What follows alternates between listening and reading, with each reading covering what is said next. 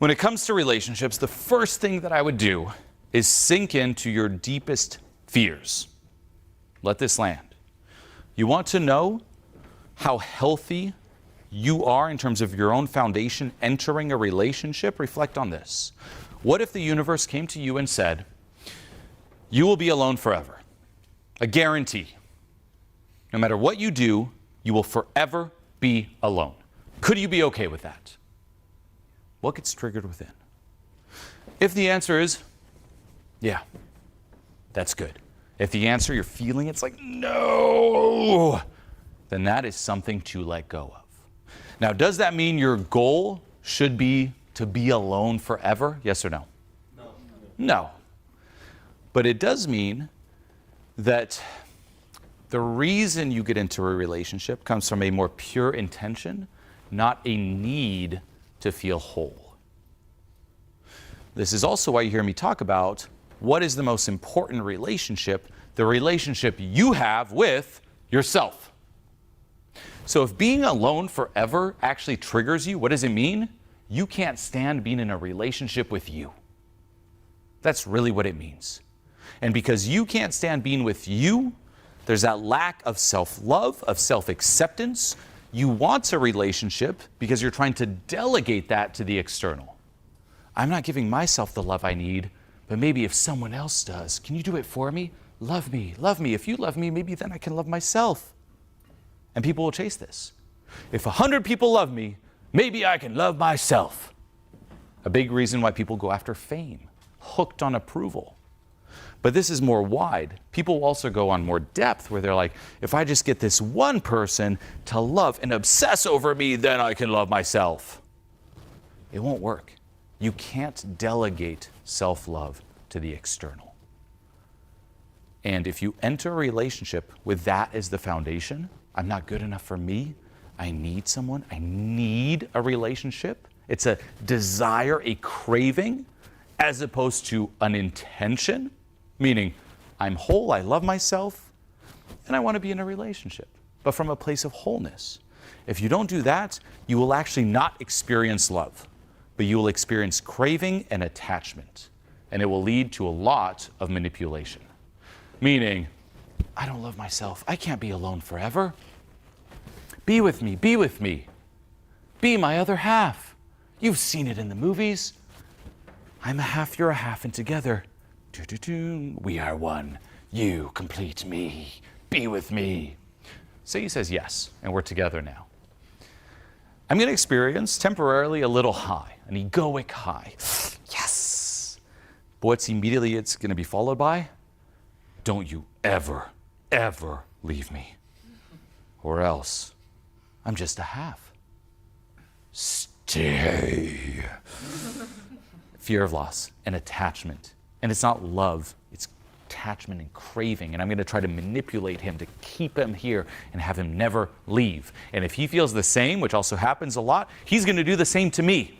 And we're going to be in our little manipulative bubble, trying to keep each other there forever, always being afraid that one day they could leave me and then I'm a half again. How toxic is that? And that's, unfortunately, most people's relationships. So until you can truly fall in love with yourself, and instead of being a half, you become whole. And that's really love. It's not two halves, it's two wholes, and they come together, and there's a certain synergy that happens. There's a certain intention.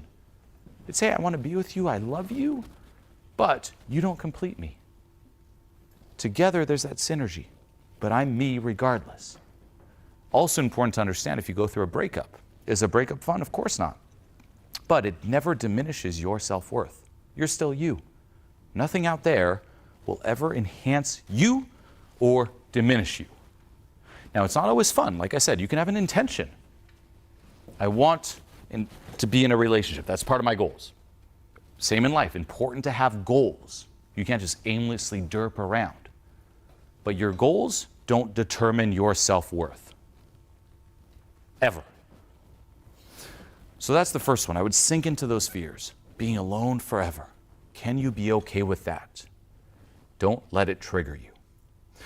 The next one is stop chasing the wrong people. For real. ask yourself, what is my ideal partner? Now, unfortunately, what we see is people will chase others that might impress their friends, impress their family, impress society, and they never ask themselves, what do I want? Go for you. No one else is going to be that relationship. Why are you trying to impress others? And be careful of not trapping yourself in what we call a golden prison. I see this a lot too. Meaning there is such a thing as natural chemistry. If all of us were to hang out one-on-one, say a minute each, are we all going to get along the same? Yes or no? No. Some of us are going to connect, some of us a little less. That's chemistry. Does it mean that there's something wrong with the person you don't connect with? No, just no chemistry. You're not friends with everyone, and that's okay. That's natural. You're not meant to get along with everyone, and not everyone is meant to get along with you. That's nature. Yet what we do is we try to people please. We put on a certain front. We try to be someone that we're not in order to get the wrong people with whom we have no natural chemistry to like us. So for example, what's your favorite movie? Harry Potter. Harry Potter. I do not like Harry Potter. Now that's actually true. I loved Harry Potter. I was reading the books when I was younger. I read the 4 first books, and the first movie came out. And I saw that movie, and it made me hate all of it. Because in my mind, I had this vision of what Harry Potter looked like and what the story was like. And the movie came out, I'm like, this is for kids. And it was over for me. Now, say I was like, I need her. What do people do? They pretend, they perform. Oh, you like Harry Potter? Me too. That's my favorite movie. Now, say I do that. Ultimately, it's lying, portraying yourself as someone that you're not. She might be like, oh, that's great. We bond over it. Now we're together. You might think you won. Look, I got her. But did I? No, I created a golden prison where now every single day I have to lie about who I am and keep saying, I love Harry Potter, when in reality I don't. And you create a prison of paranoia. You're always walking around on eggshells. Is today the day she's going to find out I actually don't like Harry Potter? But that's exhausting. It is exhausting. It's horrible. But that's actually a lot of relationships. Look, here I am. I'm cool. Look how confident I am. What if they see the real me?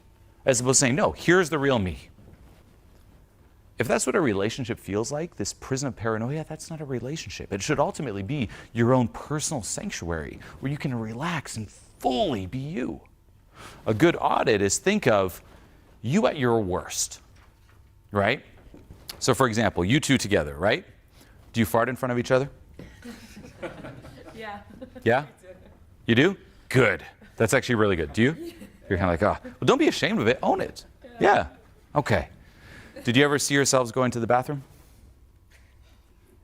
Did you see her go into the bathroom like that? Not this. Okay. But the rest, yeah? Okay. Good. No, good. Now notice how everyone kind of cringes around this. Like, oh no. But that's also being human. That's a relationship. Guess what? What if they entered the relationship and they didn't do that? They never farted. They were always like, oh no, she can never see me pee, etc. Prison. Now, of course, you can take that overboard. Like, don't be like, ha ha ha, I'm coming to bed. Like, no. Common sense. But say that was the case, and it was like this dirty secret. That's a prison of paranoia. Yeah. That's horrible. Because everyone does it. So you're like, I'm going to go outside, and then you're back inside. Oh, hey, like, horrible. Now, that's just with a very graphic example. People do this with parts of who they are. Think of you at your worst. Say you went out tonight, and people invited you out to a dinner. You eat a ton, and people are like, hey, have a drink or two. And you wake up tomorrow, you're kind of hungover and bloated, and say your ideal partner walked in and saw you like that. No makeup, nothing, just waking up out of bed like, ugh. Would you feel comfortable being you? Being seen? If the answer is no, hey, you're not being real. You're scamming. You're trying to create a golden prison. The same as if you feel like your partner is outside of your league. That's a golden prison. Prison of paranoia. Not good.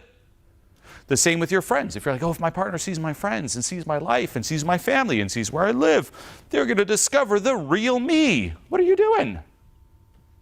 That's the definition, too, of a social scammer, this social chameleon. You might think you're winning in the short term, but in the long run, you are trapping yourself, and it will not be good. So stop chasing the wrong people. Put it out there. And if someone doesn't like it, that is good. Don't take the people pleaser approach to relationships. Do you like me? Do you like me? Do you like me? Do you like me? Morphing who you are. Instead, it's this is me, and go meet people. Put yourself out there, but screen. It's I'm going to meet all these people, and I'm going to determine very fast who I'm meant to get along with and who I'm not meant to get along with. But you're not going to be able to know that unless you put the real you there. Like say you're into something very nerdy. You're into a TV show or something. And that's important to you as an example. Well, if you don't tell other people that you like that show, like Harry Potter, how are you going to know if there's chemistry or not? You won't. You're delaying it. So put it out there from the start. Again, it's simplifying it, but say every person you meet, you're like, hey, I like Harry Potter. Hey, I like Harry Potter. Hey, I like Harry Potter. Well, you're going to see very fast who does and who doesn't. Now, people are hurt. They don't. Well, good. You determined that sooner. What if you determined that 6 months later? Hey, after 6 months of investing into a relationship, I don't like Harry Potter, and that was important to you. You just wasted 6 months of your life. Yeah. It's healthy and good to get rejected. You want to be rejected by the wrong people. If you don't get rejected, that's the sign you're being fake. You should forever, ever get rejected by the wrong people. And that's okay. That also comes with being authentic, being polarizing, pushing the wrong people away, just like a magnet. Attract the right ones, push away the wrong ones. If everyone likes you, you have no polarity, and you are ultimately being the fakest person ever, the ultimate people pleaser, the ultimate social chameleon. Okay? From there, don't just base your relationship on superficial things. It's easy to do so, especially if you're just living up here logically. You're like, okay, well, the relationship looks, et cetera, and is that important? Yeah, to a certain extent. But it's more than that. Meaning no matter how attractive you find your partner at first, after a certain period of time, that glamour will fade away and you will see them for the human that they are. Let that land. No matter how attractive you think your partner is, spend enough time with that person, just a person. It loses the glamour. One thing, the person who actually married my wife and I had us write down, and it was very helpful, was make 3 columns. I'd suggest you all do this too. 3 columns. Column 1 is you write down, you could say attraction love, sexual love. What attracts you about your partner? So it could be looks, it could be this and that, like make the list. What turns you on about your partner sexually? Column 2, take away all the sexual side. What attracts you in terms of a person, a friend, shared values, et cetera, and column 3, what are you willing to sacrifice for this relationship? Getting really clear on that helps tremendously. And to take it one step further, the way I personally view it is if you are going to enter a long-term serious relationship, instead of just thinking, okay, are they hot or not? View it as, I'm picking my player 2 for life. Back to life being a video game. What's a good player 2 to team up with? Especially if you're going to have kids, by the way. Because my view or description of kids is like signing up to start playing the most fulfilling and amazing and rewarding video game, but at the same time that is extremely traumatic and horrible and stressful and low sleep, et cetera, that will trigger every part of you. That's having kids.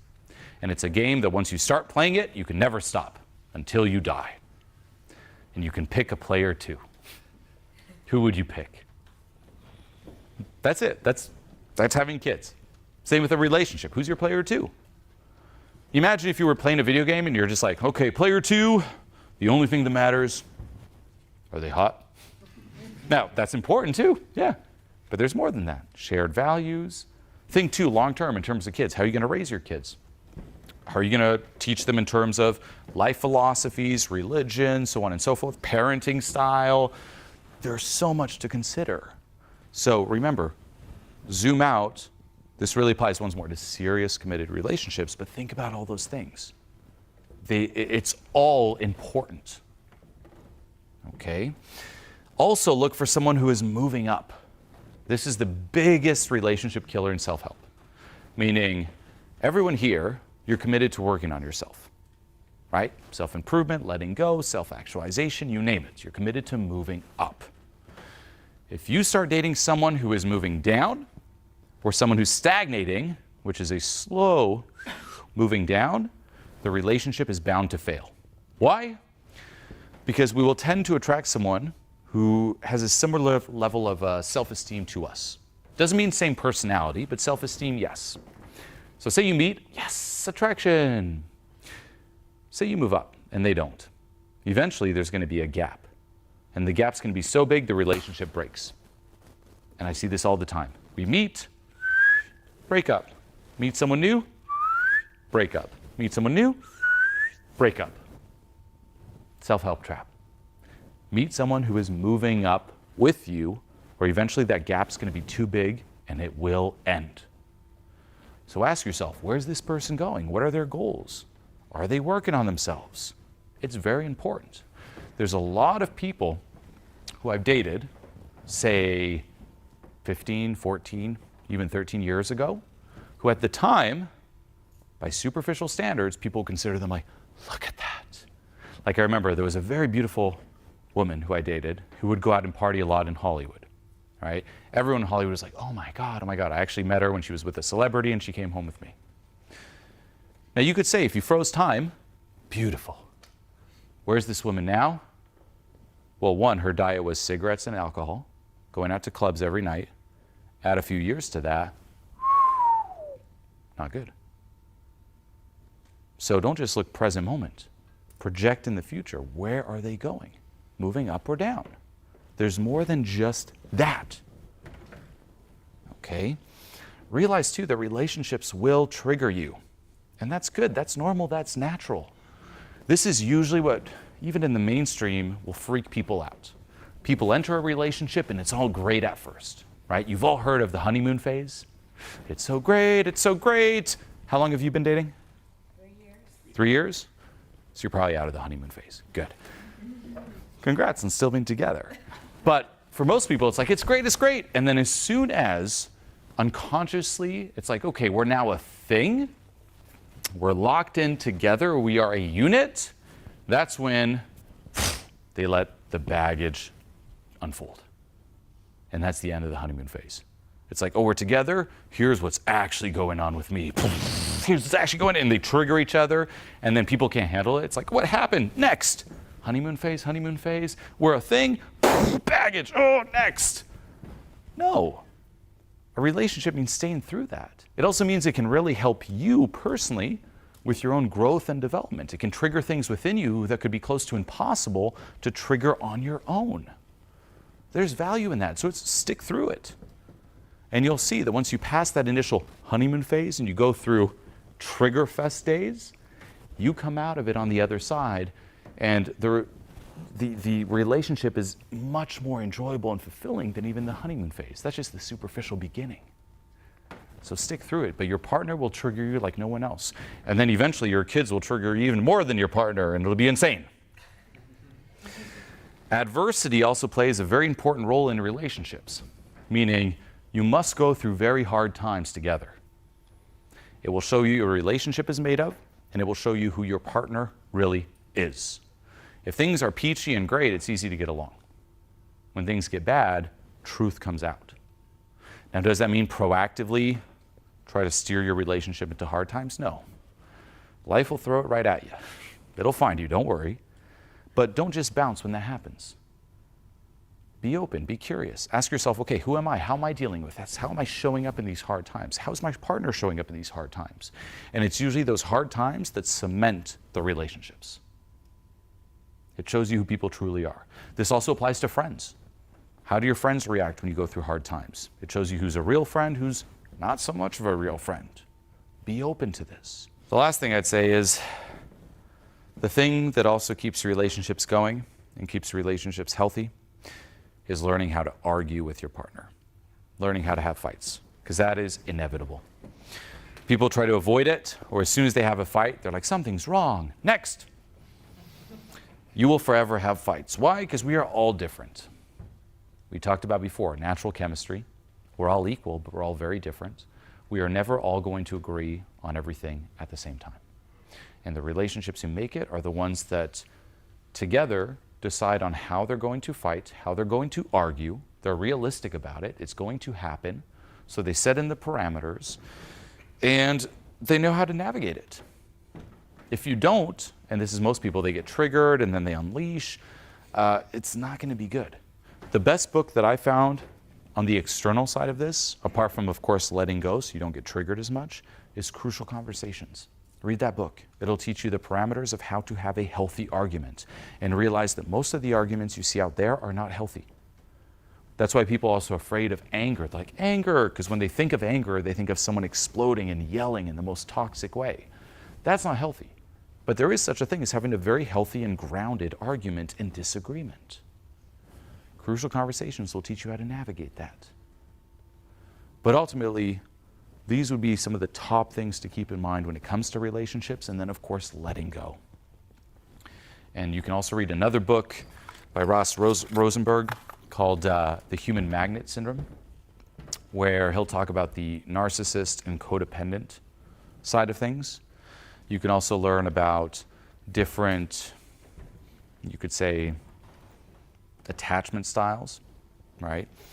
From anxious to avoidant. But ultimately, if you think of a certain scale like this, okay, on one side there's codependent, on the other side there's narcissist. Take this scale here. On this side, codependent, on this side, narcissist. Here is the perfect middle. If you find yourself here on this side of the scale, you will tend to feel attraction to someone who is on this side of the scale, same distance as you, proportionally equal on the other side. Meaning the further you are from that perfect middle, the more of a codependent you are, the more you will only experience attraction for an extreme narcissist, like magnets. Think about it. Codependent is someone who's always more people pleaser. It's lose, win. It's like others, right? I need you, I need this, right? Anxious attachment style. Narcissist is more of like me. It's me point of orientation. Win, lose. Now, when we think of that, narcissist, we tend to place a negative label. But viewed through the eyes of a codependent, why is it very attractive? Because they are embodying the aspects that the codependent disowned. The codependent never says me first, it's always other first. So they're trying to ultimately re-own that aspect through another person.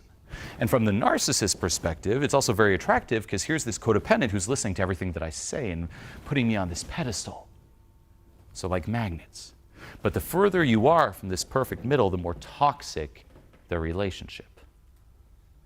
And this is what's also scary, is you might be here, and you're like, why do I keep falling for these toxic narcissists? The scary part is if you met someone who's actually closer to the middle or healthier, you will actually experience no attraction for them. Which is why you'll logically see, there's such a great option, but nah, for that reason. Now, the more you do inner work, the more you let go, the closer you move to the center. Now, most of you here, majority codependent, by the way. Not that many narcissists get into self-help and self-improvement. And the closer you are, the closer you feel attraction for someone who's proportionally closer on the other side. No one's in the perfect middle, but this will lead to much healthier relationships. So keep that in mind. Relationships are also deep paths to growth, self-discovery, but it has to be from the right foundation for you. Don't trap yourself in that golden prison. Keep the long term in mind, see beneath the surface, and use it as an opportunity to heal.